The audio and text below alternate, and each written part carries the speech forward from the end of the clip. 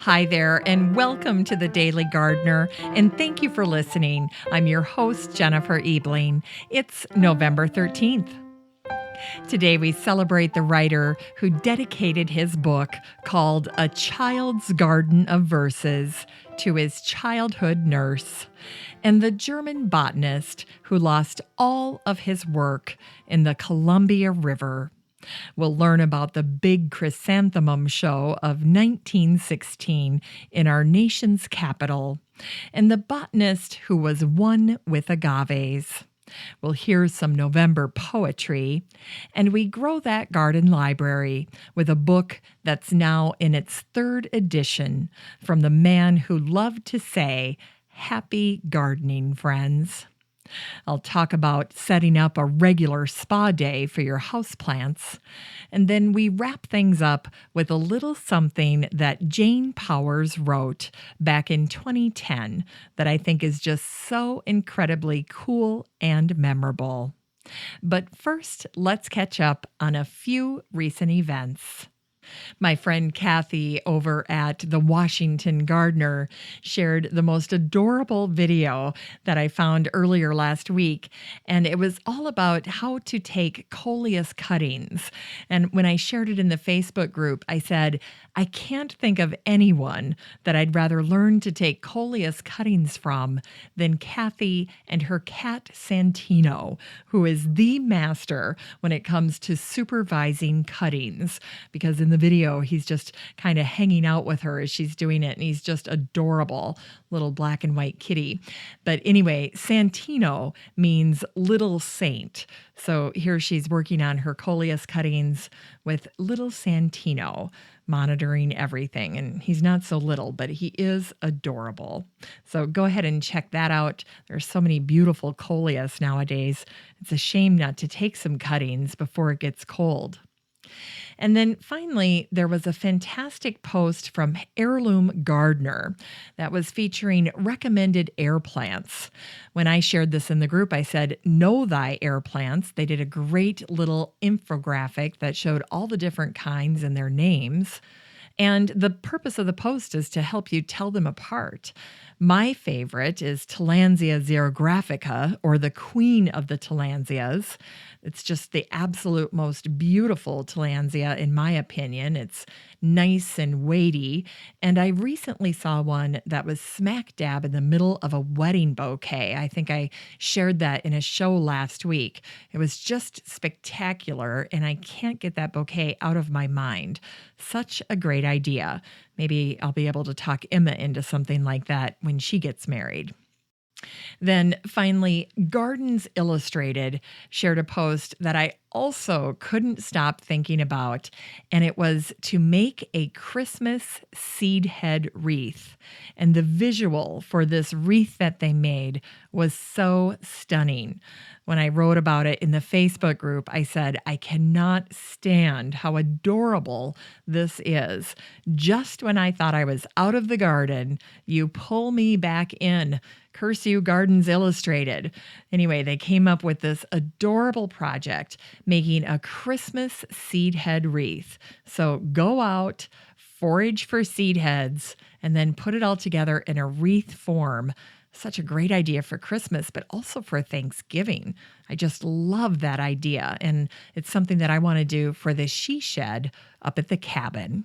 So there you go. 3 wonderful different posts for you. The Coleus cutting video from Kathy at Washington Gardener, the air plant infographic with tons of names from Heirloom Gardener, and then making a seed head Christmas wreath or holiday wreath from Gardens Illustrated. If you'd like to check out these curated articles for yourself, you're in luck, because I share all of it with the listener community in the free Facebook group. It's the Daily Gardener Community. The next time you're in Facebook, just search for Daily Gardener Community up in the search bar and then request to join. I'll admit you, and then I'll get to meet you in the group. Here's today's brevities. Today is the birthday of the Scottish-born writer and poet Robert Louis Stevenson, who was born on this day in 1850. Stevenson was a sickly little boy with no brothers or sisters. When he was just a toddler, a woman named Allison Cunningham was brought into the Stevenson home to help care for Robert. When Stevenson wrote a collection of poems later in life called A Child's Garden of Verses, he dedicated his poem to his nurse, Allison Cunningham. Gardeners will be surprised to learn that Herbert Jekyll and Robert Louis Stevenson were friends. Herbert was the brother of the British horticulturist Gertrude. The Jekyll last name was used in Stevens' most popular work, Dr. Jekyll and Mr. Hyde. And of course, now you can see that the popular pronunciation of the Jekyll name became Jekyll thanks to the book. And it was Robert Louis Stevenson who said, "Don't judge each day by the harvest you reap, but by the seeds that you plant." And here's an excerpt from Stevenson's poem called The Gardener. The gardener does not love to talk. He makes me keep the gravel walk. And when he puts his tools away, he locks the door and takes the key. Silly gardener, summer goes, and winter comes with pinching toes. When in the garden, bare and brown, you must lay your barrow down. Today is the 76th anniversary of the day that the German botanist Friedrich Lüders lost all of his botanical work. It was 1843, and Lüders was botanizing along the Columbia River in Oregon. He'd been collecting specimens for 3 years. He had just encountered the explorer John Fremont when all of his work, which was secured in a canoe nearby, was drawn into the rapids. Lüders plunged into the river, and he managed to retrieve only a copy of the Flora by Torrey and Gray. The devastating loss was recorded in Fremont's journal, who wrote, "In the natural concern I felt for his misfortune, I gave to the little cove the name of Lüders Bay." For Lüders' part, the loss of his specimens was devastating. However, the loss of his instruments and his correspondence with Asa Gray and Dr. Engelmann was almost too great. They were irreplaceable. Lüders determined his best course of action was to return home. He traveled south around the tip of Chile and then on to England. It took him a year to return to Hamburg, almost a year to the day after his mishap on the Columbia. Lüders didn't stay in Germany long.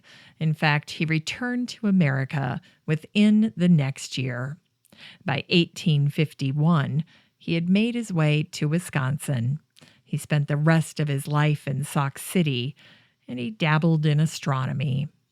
A biographical sketch said that in his old age, Lüders was devoted largely to his flowers.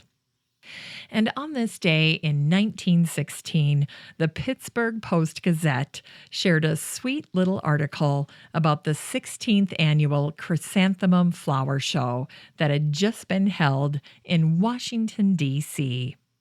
It began this way. If you ever get the idea that people aren't interested in flowers, just give a flower show. This was said by one of the guards at the Chrysanthemum Show last week. All morning he'd been repeating, "Keep to the right, keep to the right," to the mass of visitors that were streaming into the greenhouse. There'd been a couple of disastrous jams that injured some valuable specimens, and he was quite bitter about it, saying, "Sometimes people take entirely too much interest in flowers. If you don't watch them, they break them off and take them home as souvenirs."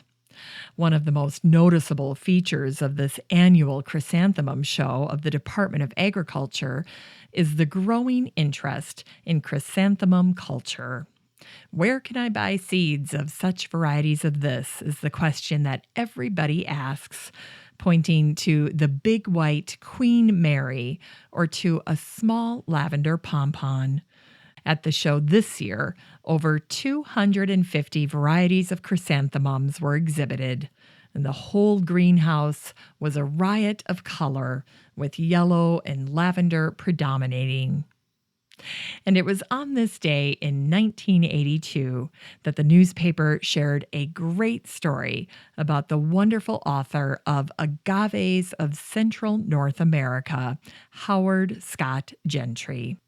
Several times a year, he would plunge into the rugged interior of Mexico, perched atop a mule, just as he'd been doing during his first collecting trips nearly half a century earlier. In 1950, Gentry became an agricultural explorer for the USDA. He was based in Maryland, and he traveled the world, locating and collecting plants for the government. Gentry was involved in a spurt of post-war agave work when it was discovered that the plants in the agave family and plants in the wild yam family contained compounds that seemed effective in treating arthritis. Because of his far-flung collecting, Gentry was constantly introducing new plants and writing about their possible uses. He said, "I refused several times to become a desk man for the USDA, but I told them, nope, not me. I want to work with plants, not people. People are problems." In Unearthed Words, here's a haiku from B. Cybral. When the bold branches bid farewell to rainbow leaves, welcome wool sweaters. And here's November by the poet Richard Henry Stoddard.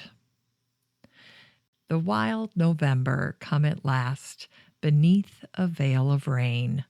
She has but one short moon to live. Her face is full of pain. A barren realm of withered fields, bleak woods and falling leaves, the palest morns that ever dawned, the dreariest of eves. It is no wonder that she comes, poor month, with tears of pain. For what can one so hopeless do but weep and weep again? It's time to grow that garden library with today's book recommendation, Square Foot Gardening, 3rd edition by Mel Bartholomew. This is the all-new Square Foot Gardening 3rd edition, one of the best-selling garden books in North America. It's been relaunched and updated for a new generation of gardeners and beyond. It's hard to believe, but Square Foot Gardening was first introduced back in 1981, and it was a revolutionary new way to garden that was developed by Mel Bartholomew, who sadly passed away already 3 years ago. Mel always liked to say, "Happy gardening, friends," and he helped millions of home gardeners grow more fresh produce in less space with a lot less work. This new 3rd edition is very nice. It has 150 new photos and illustrations. The original method that was created by Mel hasn't changed a bit. You build a box, you fill it with Mel's mix, and then add a grid. But along with all of those classic steps, in the book you'll find some interesting and compelling new information, such as adding trellises and archways, so taking your garden vertical, substituting new materials, adding automatic watering systems, which are so easy to incorporate nowadays, thinking outside the box with creative configurations and shapes, how to do square foot gardening in urban areas with little or no yard, and how to use square foot gardening if you're working with kids. Lots of wonderful new additions to Mel's brainchild, Square Foot Gardening, the third edition, the all-new Square Foot Gardening, selling over 2.5 million copies. And there's a reason for that. No question, Mel was ahead of his time. Here's today's garden chore. It's time to set up a houseplant spa day on your calendar and schedule it for every 2 weeks. During the winter, you can reduce the amount of time between watering your houseplants, especially as the days get shorter. A few weeks ago, I mentioned that I'm using a bar cart for staging my houseplants, and that sure comes in handy when it's time to wheel them all to the kitchen sink. Another option would be to use a large tray, which you could kind of store in your houseplant area, and then use it when you need to schlep your plants over to the sink for a spray down instead of simply watering them with a watering can. And I don't know about you, but I seem to spill all over the place when I'm watering my plants with a watering can indoors. So I just avoid that hassle altogether now and just drag them over to the kitchen sink where they get a nice spray down with sharp streams of water, which helps cut down on any potential pest issues that may have tagged along on their way back indoors. It keeps the foliage nice and clean, and they get a nice drink of tepid water. Double potting, placing a smaller pot inside a larger pot, is another option that you can incorporate when you're working with your houseplants and bringing them inside right now. That double potting is a great way of insulating the plant with essentially a double blanket of soil volume that can provide moisture support to your plants in between watering. And don't forget that there's not much need to fertilize your indoor houseplants until spring. So put the fertilizer down, concentrate on regular maintenance, whether that's at the kitchen sink or bringing the water to your plants. It's that regular maintenance, hitting them with sharp streams of water to minimize pest issues, keeping your plants looking good, nicely groomed, and ensuring that you have well-drained soil. I use lots of perlite with my houseplants, and I have to say they're looking really nice this fall, which is especially great as we head into the holidays, which can be a perilous time for your houseplants because we all get swept away with the season and all of the things that we have to do, which is yet one more reason why it's important to get that houseplant spa day on your calendar every 2 weeks. So don't let your houseplant suffer during the holidays. Set up that spa day. And if you have an Alexa or a Google Home, you can just set that reminder with those little devices, and that way you won't forget. Finally, here's something sweet to revive the little botanic spark in your heart. It was on this day in 2010 that Jane Powers wrote an excellent article for the Irish Times. What I especially loved about her article was Jane's correlation between the number of bedding plants that a person ordered during the middle of the 19th century and their corresponding personal wealth. Here's what she wrote about bedding plants. In the heyday of bedding, the amount of plants that a person displayed was a gauge of their wealth and status. According to the head gardener at the Rothschild estate in Halton at Buckinghamshire, it was 10,000 plants for a squire, 20,000 plants for a baronet, 30,000 for an earl, and 40,000 for a duke. Thanks for listening to The Daily Gardener, and remember, for a happy, healthy life, garden every day. The Daily Gardener is produced weekdays in lovely Maple Grove, Minnesota. You can find complete show notes over at thedailygardener.org, and be sure to share the show with your garden friends. You can find The Daily Gardener on all your favorite social media: Instagram, Twitter, and Pinterest, and of course, Facebook. While you're over at Facebook, don't forget to join the Daily Gardener community. Just search for these 3 words: Daily Gardener Community. The group will pop right up, and then request to join. Finally, I want to thank my team at Podfly Productions, where my fabulous editor is Eric Begay. Have a great day in the garden, and we'll see you tomorrow.